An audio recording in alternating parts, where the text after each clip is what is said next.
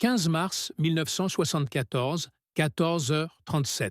Troisième étage du bureau des archives administratives de la préfecture de police, rue de Saussay, Paris 8e. L'air est lourd d'une odeur de papier jauni et d'encre séchée.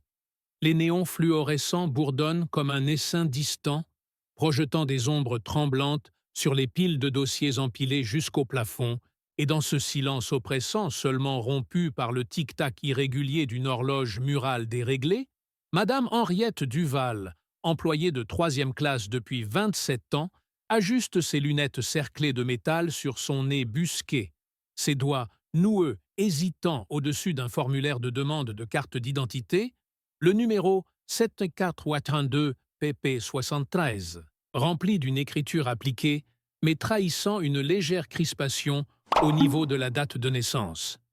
12 juillet 1932, alors que le timbre apposé en bas de page, un cachet banal de l'ambassade soviétique pour une régularisation de séjour, porte une incohérence infime. Un décalage de 2 jours avec les registres croisés de l'immigration, 10 juillet, et c'est ce minuscule écart, ce 12 au lieu de 10, qui fait que ses yeux plissés s'attardent, que son cœur rate un battement, car dans le creux de son estomac, elle sent déjà poindre le soupçon.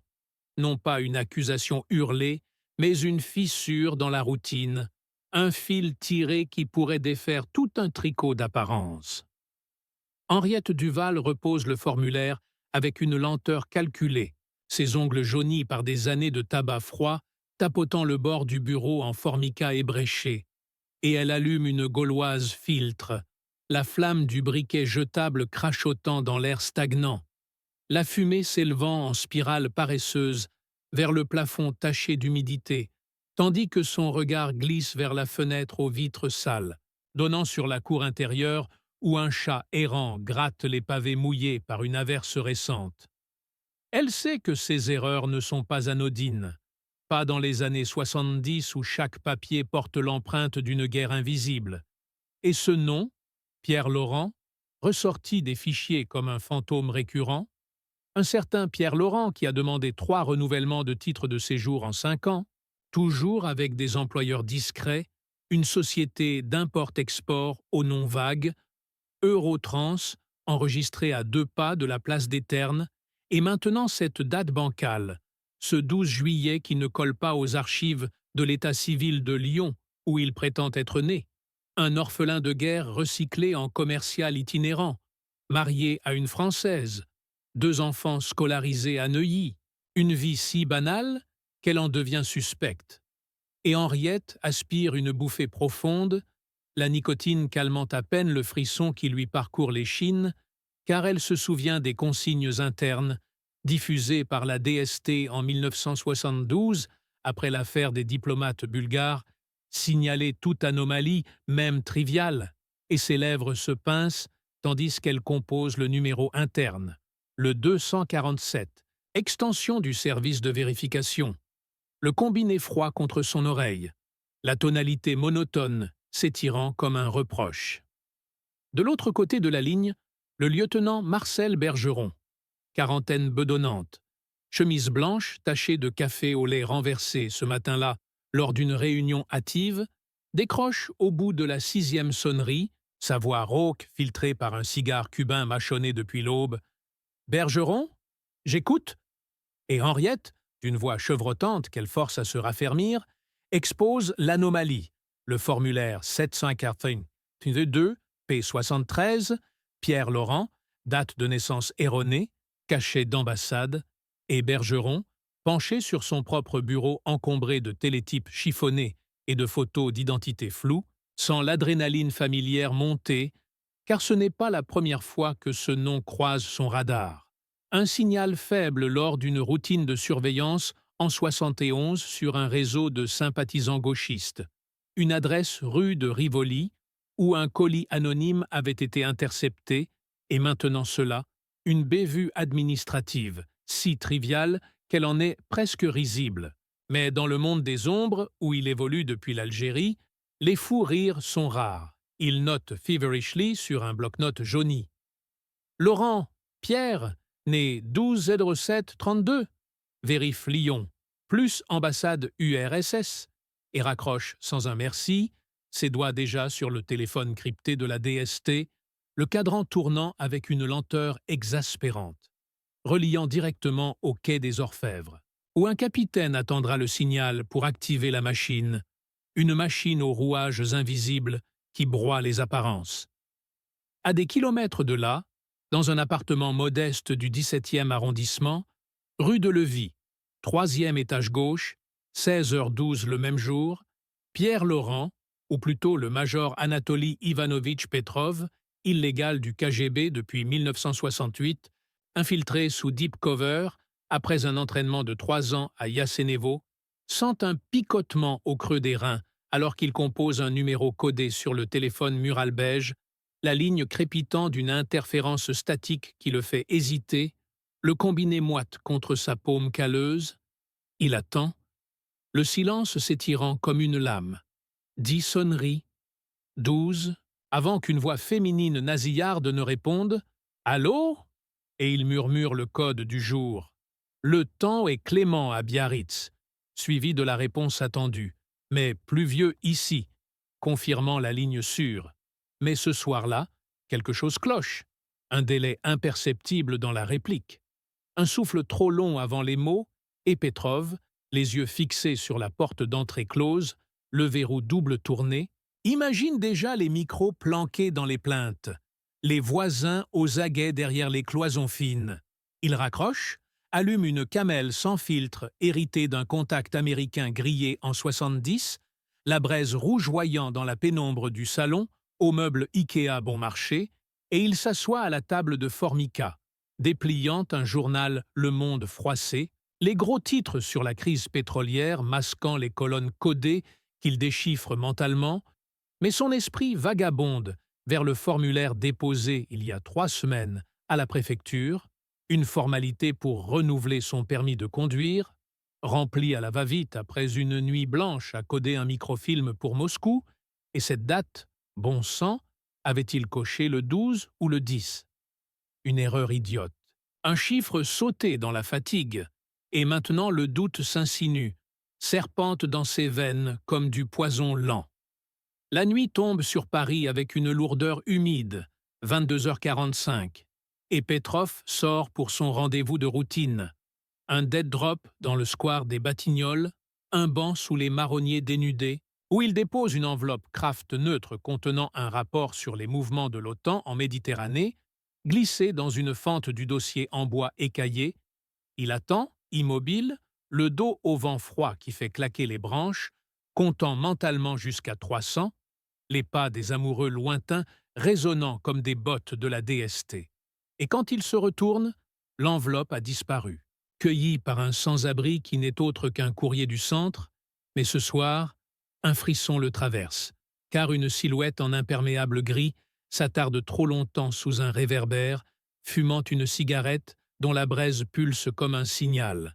Et Petrov accélère le pas, son cœur cognant contre ses côtes, traversant la rue sans regarder les phares qui balaient l'asphalte luisant, rentrant chez lui par des ruelles tortueuses, vérifiant ses arrières à chaque coin. Paranoïa qui n'est plus paranoïa, mais intuition aiguisée par 10 ans de terrain. Au quai des Orfèvres, 2h17 du matin, le capitaine Émile Roux, silhouette émaciée sous les lumières crues d'un bureau enfumé, relit le télétype fraîchement décrypté. Laurent, Petrov, probable illégal KGB. Anomalie. Date, naissance, confirme mismatch, état civil. Activé, filature niveau 2.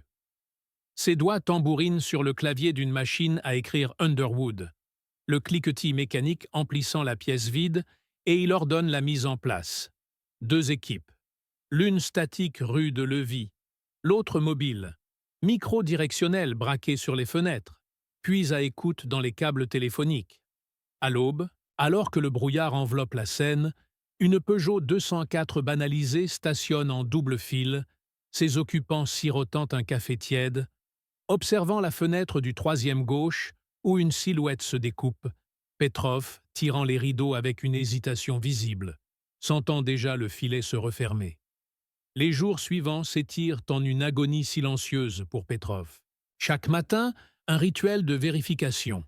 Il palpe les plaintes pour d'éventuels micros, démonte le téléphone pour inspecter les connexions, sort les poubelles à heures imprévisibles, jetant des regards obliques aux concierges qui balayent les trottoirs. Sa femme, Claire, une cover story parfaite, enseignante à Montmartre, remarque son humeur sombre, les nuits passées à fixer le plafond craquelé. « Qu'est-ce qui ne va pas, Pierre ?» demande-t-elle d'une voix douce, en préparant le petit déjeuner, les enfants encore endormis dans la chambre attenante, et il force un sourire. Rien, le boulot, mais intérieurement, il calcule les ex-fils, le plan B. Faux passeport dans la doublure de sa veste, 5000 francs en coupure cachée sous une latte du parquet, et un signal d'urgence pour le légal de l'ambassade. Un appel codé à Tante Marguerite à Lyon. Pourtant, le doute ronge, car lors d'une course au marché d'Issy-les-Moulineaux, poussant son caddie brinque-ballant parmi les étals de fromage et de volaille, il croit apercevoir le même imperméable gris aux rayons fruits, une silhouette qui s'éloigne trop vite. Et le soir, dans le métro bondé ligne 13, les yeux rivés sur les publicités jaunies, il sent des regards pesés, des souffles trop proches, paranoïa qui fait couler la sueur froide le long de son dos. La surveillance s'intensifie, invisible, mais omniprésente. Une fourgonnette blanche, garée en face de l'immeuble, antenne discrète sur le toit, enregistreur tournant nuit et jour, captant les moindres murmures, les pleurs d'un enfant à 3 heures du matin, le grincement du lit conjugal. Bergeron, en planque dans un café adjacent, feuillette un Parisien en attendant le relais, sa radio portative crachotant des mises à jour. Sujet sort à 19h22, direction boulangerie, filature OK. Et il note tout. Les courses chez Monoprix, les appels téléphoniques limités à 90 secondes, les promenades solitaires au bois de Boulogne, où Petrov teste ses filatures potentielles en faisant des demi-tours brusques. Le cœur battant. Une nuit, 1h45, il sort pour un dead drop d'urgence sous le pont de Bercy. La Seine noire clapoteuse en contrebas. Le vent portant l'odeur de gasoil des péniches, et il glisse un message chiffré dans une boîte aux lettres codée. Compromis possible. Ex-fil. Mais au retour, dans le taxi anonyme, il sent le chauffeur le scruter dans le rétroviseur. Un accent slave trop marqué, et il descend 2 rues avant l'arrivée. Filant à pied dans les ruelles sombres, le souffle court. Claire commence à douter elle aussi, remarquant les absences prolongées, les valises toujours prêtes sous le lit. « Pierre, tu me caches quelque chose ?» dit-elle un soir de pluie battante, la cuisine éclairée par une ampoule nue qui grésille, les assiettes du dîner encore fumantes, et Petrov, les mains tremblantes sur son verre de rouge, improvise une histoire de dette professionnelle. Eurotrans en faillite. Mais ses yeux fuient vers la fenêtre ruisselante, où une ombre semble s'attarder sous l'auvent. Les enfants, innocents, jouent au train électrique dans le salon, leur rire comme des coups de poignard, car il sait que s'ils sautent, il les condamne à l'oubli, à une vie de soupçons, de portes qui claquent la nuit. Le 22 mars, 11h09, au bureau de la DST, Roux reçoit le rapport décisif. Croisement avec les fichiers Interpol. Une photo d'Anatoly Petrov, ressemblance 92%, et une interception radio de Yasenevo ordonnant un silence radio. L'ordre tombe, arrestation discrète, et à 19h32, alors que Petrov rentre du travail, sacoche en bandoulière contenant un rouleau de microfilm vierge prêt à l'emploi, 2 hommes en civil l'abordent dans l'escalier de l'immeuble. « Monsieur Laurent ? Un contrôle de routine, veuillez nous suivre. » Voix neutre mais regard d'acier, et il hésite, la main sur la rampe usée, sentant le poids de l'arme dissimulée dans leur veste. Le silence de l'immeuble comme un piège refermé. La cellule d'interrogatoire au sous-sol du 36, quai des Orfèvres, est un cube de béton nu, éclairée par une lampe à incandescence suspendée qui oscille légèrement, projetant des ombres mouvantes sur les murs suintants d'humidité, l'odeur de tabac froid et de sueur rance imprégnant l'air. Petrov est assis sur une chaise métallique boulonnée au sol, menottes aux poignets, face à Roux qui allume une boyard, la fumée s'élevant en volutes paresseuses, et le silence s'étire, minutes interminables, le tic-tac d'une montre invisible comptant les secondes comme des gouttes d'eau dans une torture goutte à goutte. Pierre Laurent, ou devrais-je dire Anatoly Petrov, murmure Roux enfin, posant le dossier sur la table écaillée, le formulaire 782 P73 en évidence, et Petrov sent son univers s'effondrer. Le 12 juillet au lieu du 10, une erreur de sa main, une fatigue après une nuit à coder des noms de taupes dans l'ambassade US, et maintenant cela, la trahison d'un stylo, d'un chiffre mal aligné. Les heures s'étirent en un supplice psychologique, Roux alternant questions précises et silence assourdissant. Vos dead drops? Les codes avec l'ambassade? Claire est-elle compromise? Et Petrov fixe le mur, lèvres scellées, mais intérieurement il craque. Vision de sa vraie famille à Moscou, femme et fils attendant un héros qui ne reviendra pas, culpabilité pour Claire qui doit être interrogée en ce moment dans la pièce d'à côté, les enfants emmenés chez une tante inventée. La lampe grésille, le mégot de Roux tombe par terre, écrasé du talon, et Petrov murmure enfin « C'était une erreur. » Administrative. Mais Roux sourit froidement. Toutes les chutes commencent ainsi, et la nuit avale tout. Les aveux distillés goutte à goutte sous la pression inexorable. Des semaines plus tard, le réseau s'effrite, arrestation en cascade, un légal à l'ambassade exfiltré in extremis, Eurotrans dissoute, Claire en résidence surveillée, hantée par les nuits sans fin où elle rejoue les regards fuyants de Pierre, les enfants grandissant avec un nom effacé des registres.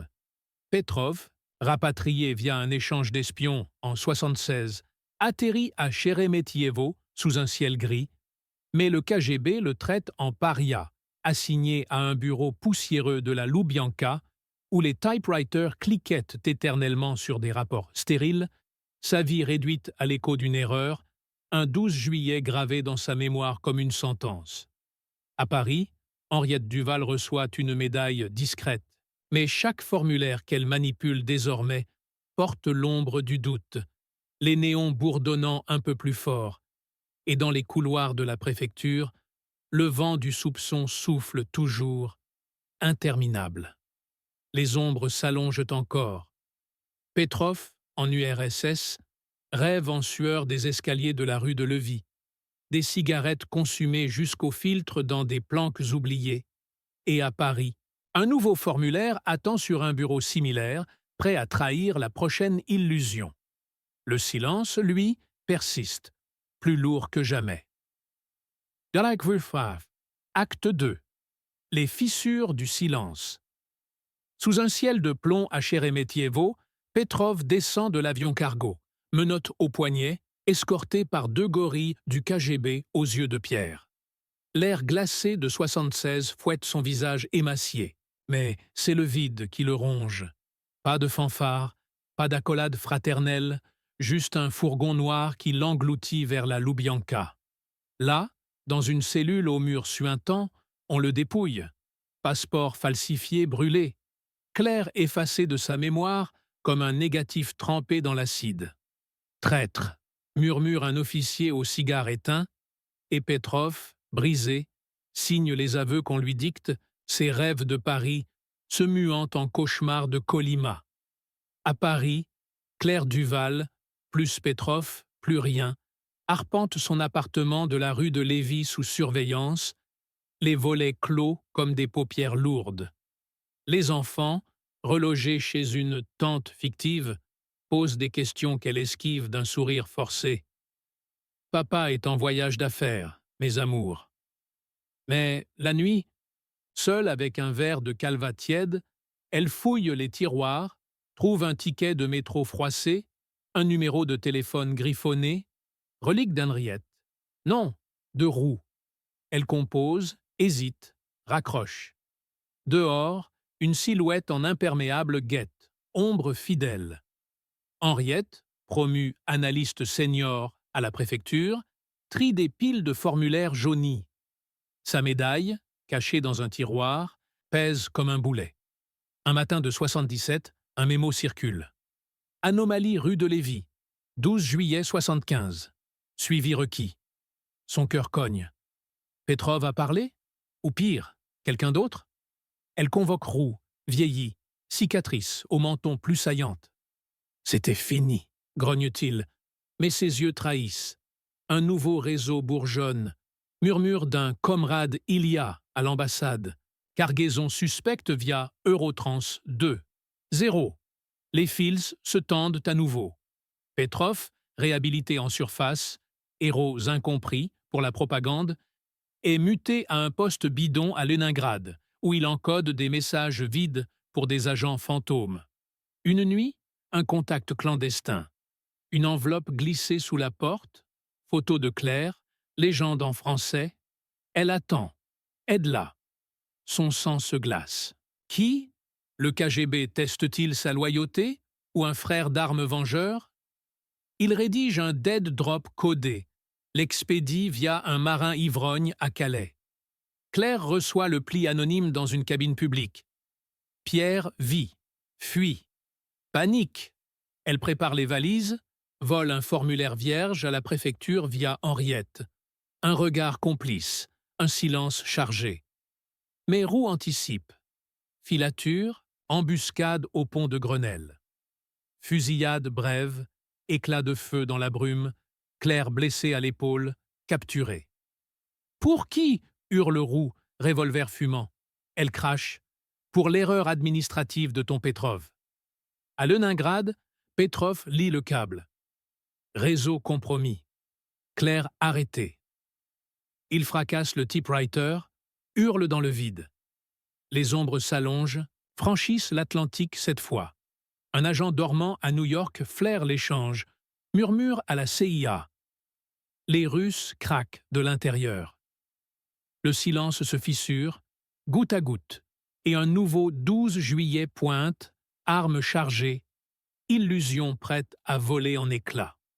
Les rouages tournent, inexorables. Qui trahira qui dans cette valse de fantômes? Le vent du soupçon, lui, hurle plus fort, balayant 2 continents. Gabribu, acte 3. Les ombres franchissent l'océan New York, 1978. Brouillard huileux sur l'Hudson. L'agent CIA, Jack Harlan, lunettes fumées, par-dessus usées, sirote un café amer dans un dîner de Hell's Kitchen. Le murmure du contact russe. Petrov craque. Réseau français en miettes. Harlan griffonne sur une serviette. Eurotrans 2. 0. Cargaison via Rotterdam. Comrade Ilia, alias. Un appel crypté à l'anglais. Opération Mirage. Activé dormant à Paris. À la SDECE, Claire croupit dans une cellule au mur suintant, épaules bandées à la va-vite. Roux, silhouette voûtée, la toise à travers le guichet. Ton Pierre est un fantôme, ma fille. Mais il est bien réel.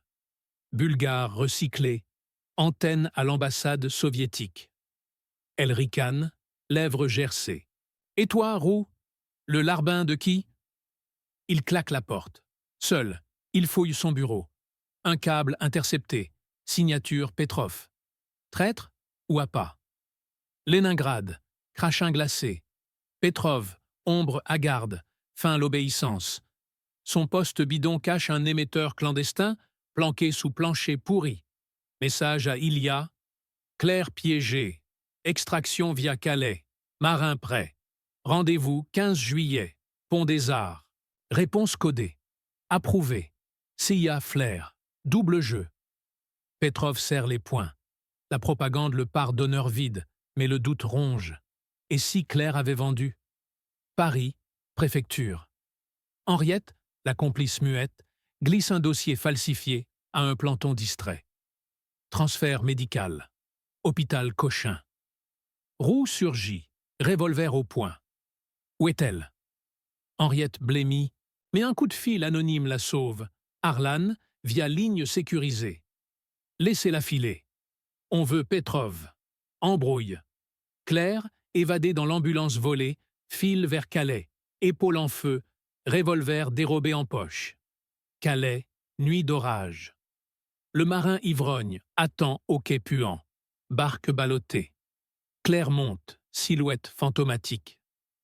Pierre? Murmure-t-elle. Moteur tous, il file vers l'Angleterre. Mais au loin, projecteur. Eurotrans 2, 0, conteneur suspect. Ilya en personne émerge de l'ombre, accent bulgare rauque. Bienvenue, camarade. Petrov paye sa dette. À New York, Arlan reçoit le flash. Bateau intercepté Manche, 3 corps. Faux. Petrov, à Leningrad, capte le signal. Extraction réussie. Vers Amérique. Il sourit dans le noir, fracasse un verre.